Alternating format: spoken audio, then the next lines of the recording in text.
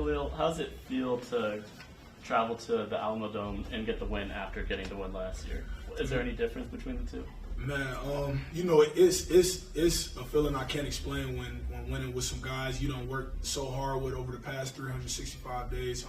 We knew it was going to be some tension between us two, but the main thing we had to do was just stay focused. It was only a big game because it was the next one. We have to treat every opponent the same. So it was definitely exciting, and we came to handle business. Kalil, you had that hit. I think it was UTSA's first series where you knocked off McCowan's helmet. Yes, sir. It was a big hit. Do you feel like that set the tone for the rest of the day? Y'all are going to be salty? So the message all week was just being physicality. Like, we have to dominate the line of scrimmage. And I was actually in coverage, and I was just playing my job. I had to stay in my coverage, and as soon as I seen them take off, I came down, and I didn't really, it's kind of hard playing a quarterback because it's easy to get a flag when hitting them. So I had to play it smart, but it was definitely a big hit, and I feel like it did bring the energy up for the defense. Brad, your first game here in San Antonio since you graduated from Reagan, just what was that moment like being in the Alamo Dome and seeing like that many fans there for you? I think the atmosphere and the crowd today was, something like I've never seen before. That was such a cool environment to play in. And then, too, it helps when you get the win. You know what I mean? To kind of hear how hyped they are at the beginning of the game, and then at the end of the game, it's not exactly the same. But I'm just proud of the guys. Because that's an environment that you can easily lose your composure in. You know what I mean? You make that they had really a couple good plays that they made on the defensive side, offensive side of the ball, and there's a lot of chances that we could have gone and spiraled out of control a little bit there, just with kind of the momentum of the crowd going. But we stayed composed, and we just continued to keep loving each other, supporting each other, and then we were able to get the win today. So during your year at Reagan, did you pay much attention to UTSA, and did you have any interest in them? Did they have interest in you? What was that like? There's not a lot of saltiness between us, but they didn't recruit me. That's just the way it was. They didn't recruit me, and by the time they kind of started knocking at my door, I was like, yeah, I'm already coming to San Marcos. You know what I mean? And so, they didn't really recruit me, but that's just the way. That's the way it is. That's the way it is. And I found my home here in San Marcos. With Coach King and Coach Keppel, and so I got to say, I think I made the right decision. So. Do you still, even though it doesn't sound personal, because a lot of teams didn't recruit you, do you get some sense of satisfaction knowing that you kind of grew up in the shadow of this building and weren't recruited by them? Yeah, sometimes, yeah, it feels good for sure. But at the end of the day, it's. I got to really put some chip on my shoulder. That's one like, oh, okay, I saw these teams that didn't recruit me, so I'm going to go out and prove them wrong. You know what I mean? It's just one of those things that, I've been blessed, by God to be put in this opportunity here in San Marcos, and just to be able to play this game at such a high level each and every day, just with guys like, with Kalil and the other guys in the locker room. It's such a blessing like no other. And it's no better than San Marvelous. So, Brad, you said, last week, or I don't know, the week before that, how a quarterback responds after they throw their first interception really says a lot about them. What was your mindset resetting after that first pick you threw early in the game? Yeah, for sure. For me, my kind of the mentality is, you do something like that in the beginning of the game, you got to flush it and move on. You got to flush it. You got to continue to score points and continue to support the guys. When everybody's looking at you right through the quarterback and you throw an interception, and all of a sudden you're pouting.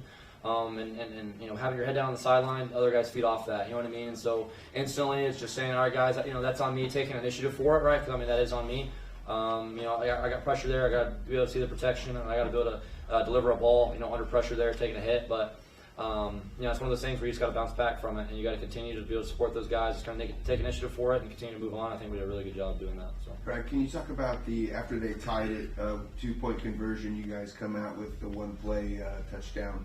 Can you talk about what you were in the huddle there before the play? Were you guys, was that the call? Was it you just knew it was going to be a touchdown, that sort of thing?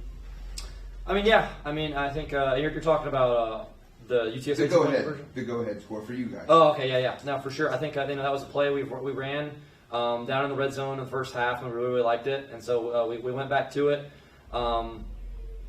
We just converted. I think we had the go-ahead touchdown we had with Bo. He ran a great route.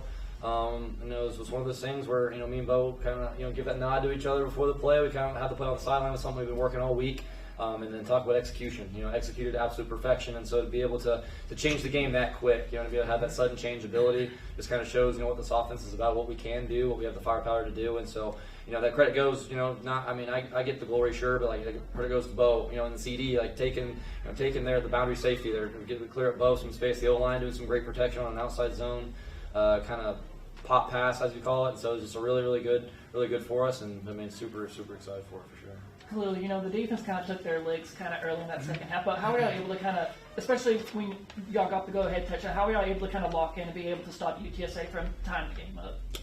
So I feel like our downfalls today as a defense really came from self-inflicted wounds.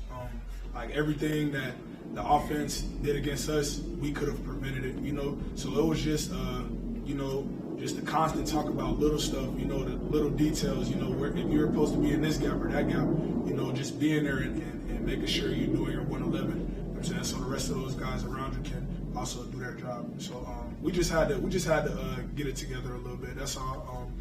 Biggest thing is staying subtle and not getting too like shaken up out there when something bad happens. Yeah, and take us through that last fourth down stop, like when y'all were able to make that play. What was that moment for y'all when you realized, like, you know, y'all basically have the game in hand? Oh man, you know, it's always a lot of pressure, but that's why Coach Kenny recruited us here to handle those big time moments like this. You know, he put us in a position. Our coaches put us in a great position, and we executed. Like Brad said, it's all about the execution. We practice this stuff. We practice situation stuff so much in practice just for these moments like this. So it was great to see it actually in action with the guys we have. Kalil, could you sense anything extra from UTSA this year since y'all had finally beaten them last year? Could you sense anything from like UTSA, like, yeah, just in general different? Our big thing this week is just to focus on us. You know, it's only about what we go out there and do. You know, we're going to game plan them. We're going to watch film. We know they have a chip on their shoulder from last week, but we have to keep our composure in the game. We can't let them get under our skin, get in our head, and make us react to and get dumb penalties and stuff like that. So it was just all about keeping our composure. We knew it was tension, but it's about what we do, not anybody else. Brad, I think it was the first big throw you had today down the right sideline with the man in your face, defender right there. Is that the kind of throw that people assume that smaller quarterbacks can't make? And do you get any satisfaction from making those throws? I guess, yeah. I mean, it's one of those things where, you know, I kind of knew what we were getting pre-snap. Kind of knew the coverage based off where they were lining up and what we've been watching filming all week, so I kind of knew you'd have it. And it's one of those things where you just gotta brace a little bit. You know, you gotta brace. You know you're gonna have it. You just gotta buy yourself a little bit of time and deliver a strike. And so I was, you know, really happy that I believe it was Bo there or a CD. They both had plays up there to the right sideline. Kind of was there was pressure there, and so you know, you just kind of step up and make a throw for sure. Do you feel you were able to dispel he's only a runner at quarterback after three passes over 50 yards today? You feel like you can now have that dual threat moniker? I hope so. I hope so. I mean, yes, it's kind of sometimes the way it goes. You know, I mean, like you look at last year, like the first opportunity I was able to play against ULM, like I had to run the ball. Like it was a monsoon of, you know, rain going on, so you got to run the ball. You got to be able to showcase your legs, and then kind of the way today planned out, you're able to throw the ball downfield. We were kind of talking all week, like taking advantage of explosive plays, and I think we made that happen for the most part. And then being able to run the ball and take care of the ball when your number's called. And so I think that's just something that, you know, we had a great game plan going in with Coach Keppel and Coach Kenny and all the offensive staff, just putting together a really good game plan. Kind of, you know, knowing, you know, here's their defense, here's what they're going to do, and then getting guys like CD and Bo opportunities to go showcase what they can do, and they have some real speed. So. Brad, who are some quarterbacks you've modeled your game after? Modeled my game after? I mean, when I was younger, Peyton Manning, but I don't say I play like Peyton Manning very much. You know, Aaron Rodgers is a big one I grew up playing. And then Baker, you know, Baker's when he was at Oklahoma, I mean, he was an absolute dog there. So watching him on Saturdays was really fun for sure. Kalil and Brad, you know, y'all talking about composure, and especially when you have an environment like this and the nature of this game going back and forth. What is the key of like just trying to stay calm and keeping y'all's composure, especially when it's a back and forth game and you have the crowd that writes it up to 12? It's all about practice. You know, it's all about preparation. You know, Coach Kenny does a wonderful job of putting us in those positions during the week of practice. So when the game time comes, you know, even just the small things like when we're running tempo and stuff, and he has the music in the stadium blasting loud, like he has the crowd playing and stuff, just to make it seem as realistic as possible, to give us that look, you know. And you never, and sometimes it's kind of like you kind of laugh at it a little bit in practice, but when it comes to the game, you're like, wow, you know, it actually prepared me for this moment right here. So I feel like it's just all about the preparation, the position your coaches put you in, and then that's executing.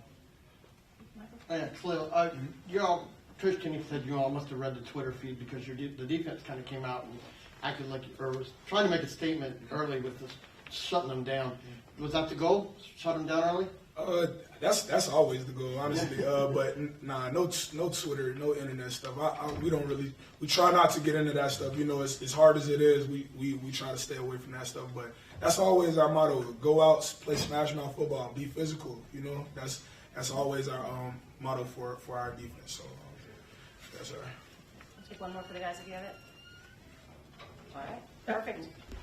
Oh, Sorry. Yeah, I guess for Kalil and Brad, like, at the end of the day, what does this mean for this program and as y'all move forward, especially when y'all are trying to compete for that Sun Belt Conference championship? Well, you know, it's just another game like we said in the beginning. We came out, we had a great game plan, we executed, we took the W. Now we have to move on. You know, the hardest thing in college football is to win and to move on from that win and to capitalize and to stack weeks, you know, bring that energy that we have from this win, which is obviously a big win, into next week. So it's just about stacking and keep going, you know, throughout the top length of the season. For sure. I think kind of to go off what Kalil said.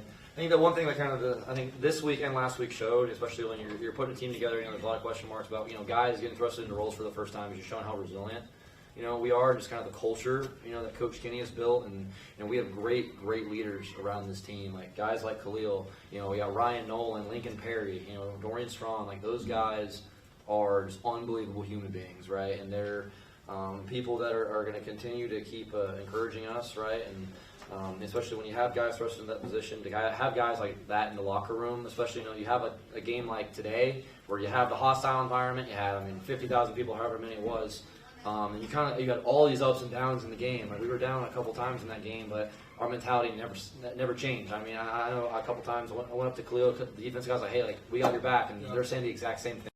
You know what I mean? I think there is like a genuine love for each other on this team. Like, we're going to go out and fight for each other every single play. We're going to be resilient. We're going to be disciplined. You know what I mean? And so these first 2 weeks, I think we've showed that a little bit. But, you know, like Kalil said, like, we're going to give ourselves 24 hours. We're going to enjoy this win. Like, we are. We're going to give ourselves 24 hours to enjoy it. But at the end of the day, like, we got a really good team, you know, in Tempe next week waiting for us. And so we got to continue to be able to go back to practice on Tuesday, watch the film, continue to get better, and go out and execute. So.